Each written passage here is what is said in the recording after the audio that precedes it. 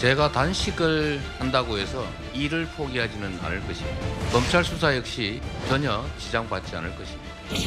조사 도중에는 건강 문제로 빨리 끝내달라 건강 이상서를 흘리며 8시간 만에 제멋대로 조사를 중단시키는 것은 사실상 수사 방해입니다.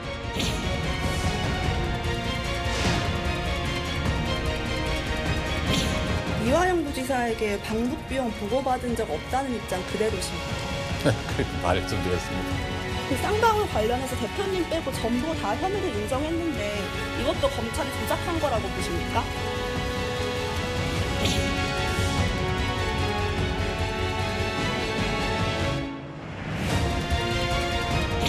제가 뭐 조사를 회피했습니까? 조사 받겠다고 하지 않습니다. 방탄하고 무슨 상관이 있어요, 대체?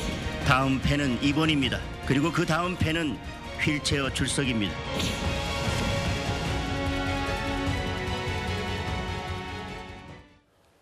예, 3위 민감한 질문 전에 조사 끊었다. 내일 12일 이재명 대표 다시 검찰에 출석한다지만 예, 단식 중인 이재명 대표 검찰 조사 얘기를 지금부터 하나하나 만나보겠습니다. 지난 토요일에 이어서 내일 12일도 이재명 대표 검찰에 나서게 됐는데요. 여당에서는 단식 또한 이재명 대표 수사 방해 아니냐 이렇게 비판하고 있습니다. 이재명 대표가 지난달 말 무기한 단식 투쟁을 선언했을 때 검찰 조사에 지장이 없을 거다 이렇게 말한 바가 있었습니다. 제가 단식을 한다고 해서 일을 포기하지는 않을 것입니다. 검찰 수사 역시 전혀 지장받지 않을 것입니다. 제가 뭐 조사를 회피했습니까? 조사 받겠다고 하지 않습니다. 다음 주에는 시간을 맞춰서 제가 나간다고 얘기했지 않습니까? 그건 한참 전에 한 얘기인데 방탄하고 무슨 상관이 있어요, 대체? 단식과 검찰 조사는 관련이 없다는 게 이 대표의 줄곧 입장이었는데 이현정 의원님. 네. 검찰 얘기는 이 대표가 건강 이유를 들어서 더 이상 조사를 받지 않겠다 지난 토요일에 이렇게 얘기를 했다고 하더라고요. 그러니까요. 저는 뭐 오랫동안 이제 많은 정치인들의 어떤 말에 대해서 이렇게 쭉 지켜봤는데요. 정치인은 정말 말로 하는 겁니다. 정치인의 90% 이상은 다 말인데 문제는 그 말의 신뢰성이 가장 중요하거든요. 정치 지도자 같은 경우는 자신의 말 자체가 국민들에게 얼마만큼 신뢰를 얻는가 이게 저는 정치의 가장 중요한 거라고 봅니다. 자, 그런데 이재명 대표는 그동안 말을 쭉 이렇게 보면은 본인이 분명히 한 이야기를 그렇게 쉽게 뒤집어는 경우가 많아요. 예. 단적인 예로 뭐 체포동의안 본인이 이 대선 때 공약으로 이거 불체포 특권 없애겠다 이야기를 했는데 본인 그걸 했지 않습니까? 또 예전에 뭐 박근혜 대통령 존경한다고 그랬는데 갑자기 뭐 진짜 존경한 줄 아느냐라고 이야기를 한다든지 지난 4차 검찰 출석 때다 보면 본인이 분명히 본인의 SNS에 자, 내일 10시 20분에 나갑니다. 이 모이라는 그 뜻이 포스터를 올려놓고 기자들이 물으니까 나 그런 적 없다라고 지금 그냥 이야기를 했잖아요. 예. 마찬가지예요. 이게 단식을 왜 합니까? 모든 걸 끊고 내가 결연한 모습을 국민에 보여주는 거잖아요. 단식을 하면서 그냥 일을 한다? 이거는 사실은 뭐 다이어트를 한다든지 그냥 식이요법을 하는 거죠. 근데 문제는 이재명 대표는 이 단식의 의미를 뭔가 자기의 결연한 의지나 이런 걸 표현하는 게 아니라 그냥 정상적으로 일을 한다.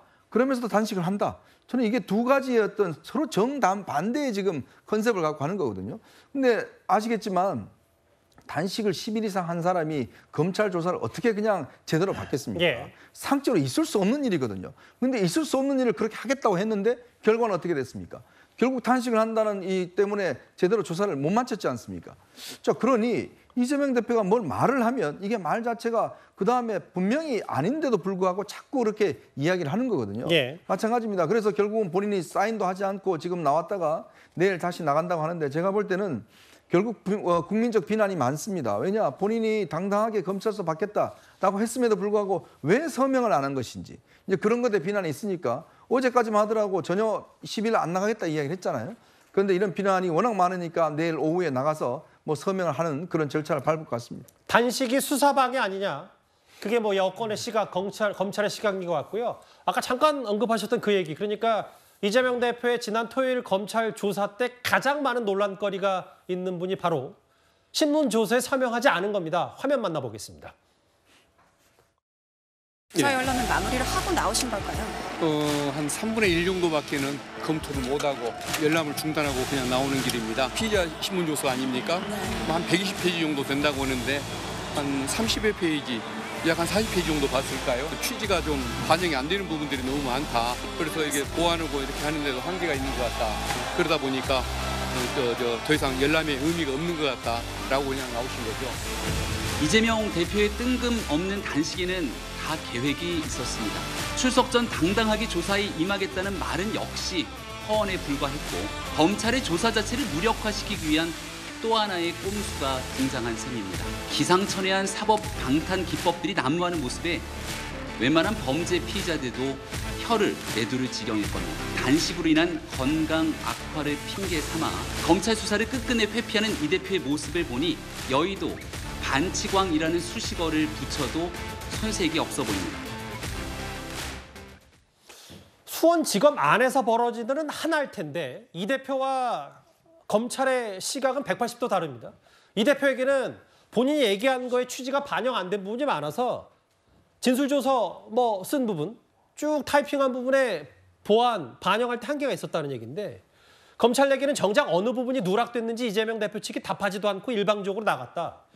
오늘 국민의힘 얘기는 애초에 다 그럴 계획, 조서에 사인 안 할 계획으로 이 대표가 온 거 아니냐 이렇게 비판하고 있습니다. 글쎄요. 검찰청 안에서 벌어진 일이 어떤 건지는 누구도 지금 보지 않았으니까요. 그리고 이재명 대표가 지금 녹화도 거부했다는 거 아니겠습니까? 예.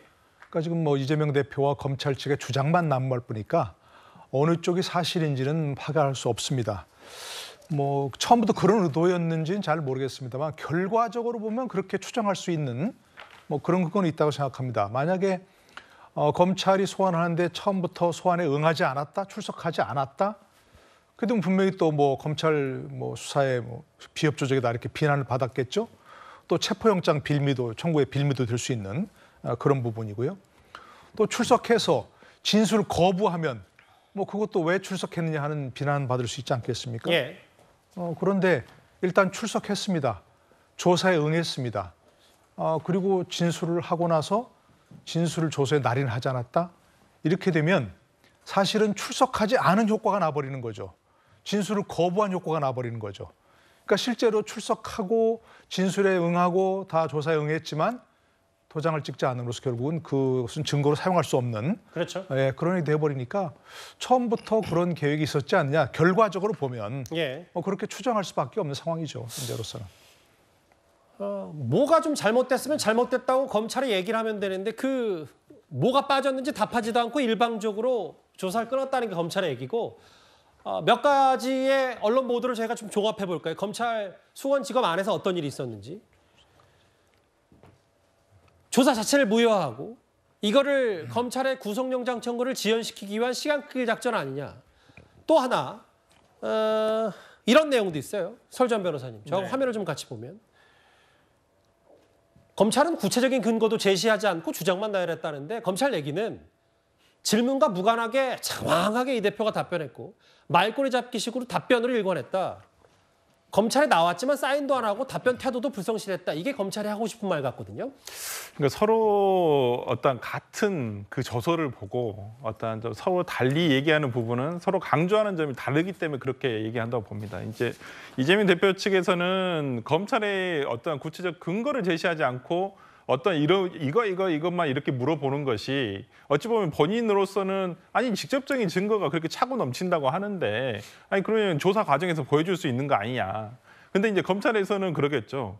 결정적인 증거를 어떻게 피의자의 방어권이 있지만 어떤 수사권도 있기 때문에 이건 재판에서 제시를 할 것이다. 라는 얘기도 있거든요. 그렇다고 한다면 검찰에서 제시한 증거가 무엇인지는 모르겠습니다만은 이재명 대표 측에서는 이게 무슨 이렇게 중차대한 범죄에서의 이러한 결정적인 증거라고 볼 수 있는 것인가 도무지 납득이 가지 않는다라고 아마 얘기를 하고 있는 것 같고요.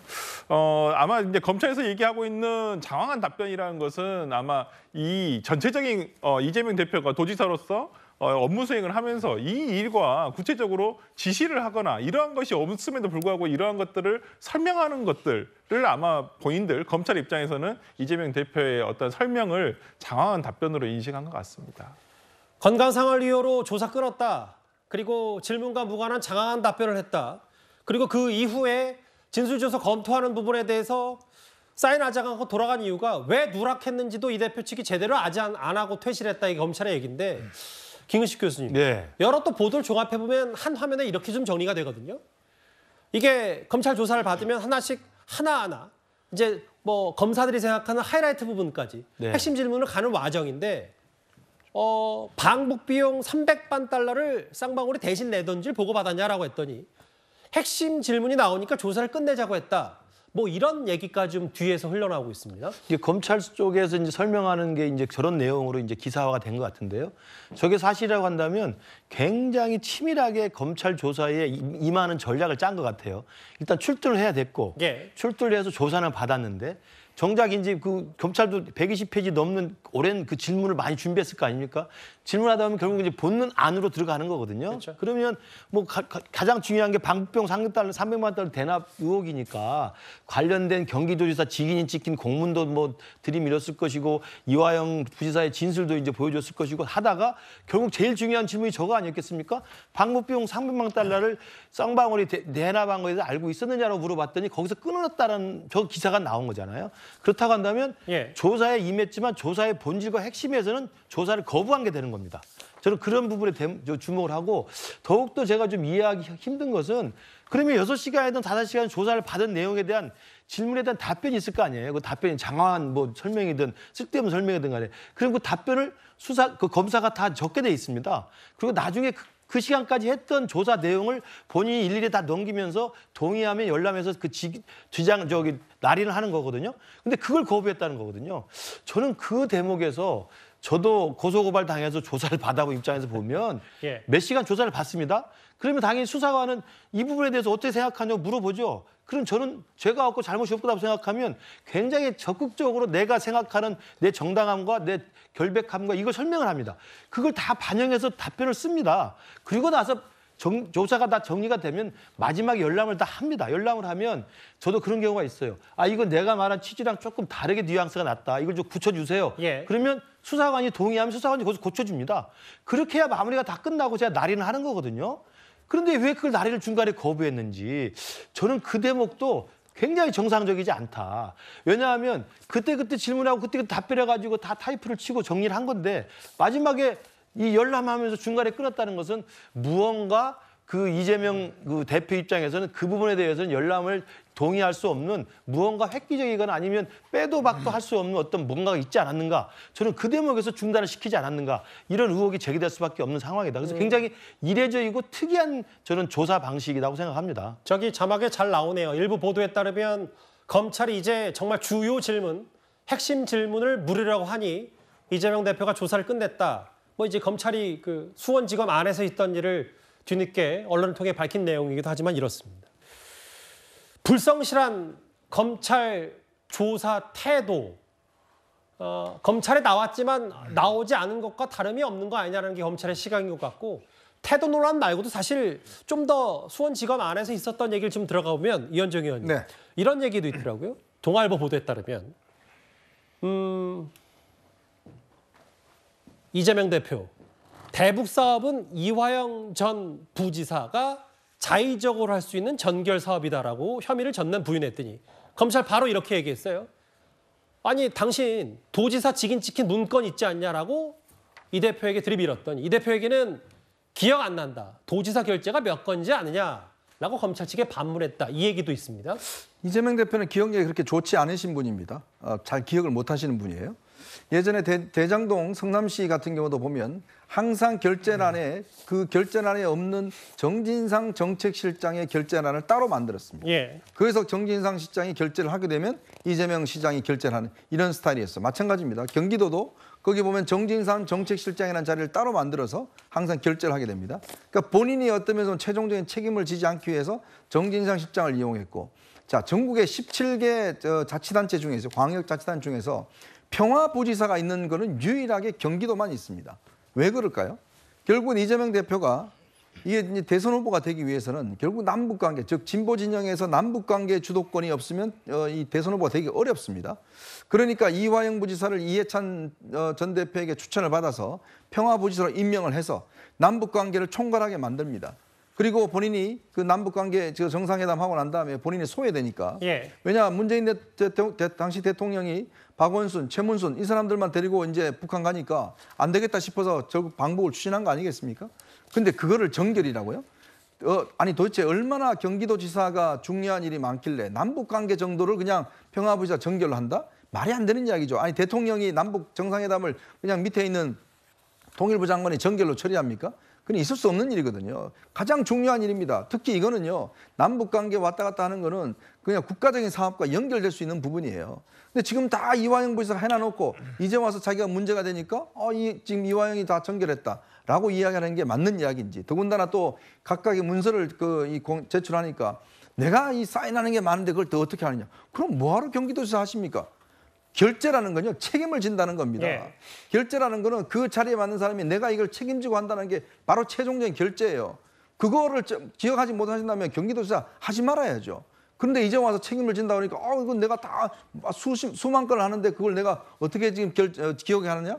그야말로 핑계거리죠. 본인이 책임지고 결재했으면서, 아니 대기업 회장들이 결재 사인하는데 거기에 본인이 썼는데 이건 내 책임 아니다, 그런 이야기를 하겠습니까? 하물며 경기도지사의 중책을 맡으신 분이 본인이 결재를 해놓고 내가 결재한 게 아니다, 뭐 내가 딴 것도 결재한다, 이런 변명하시면 안 되죠. 예.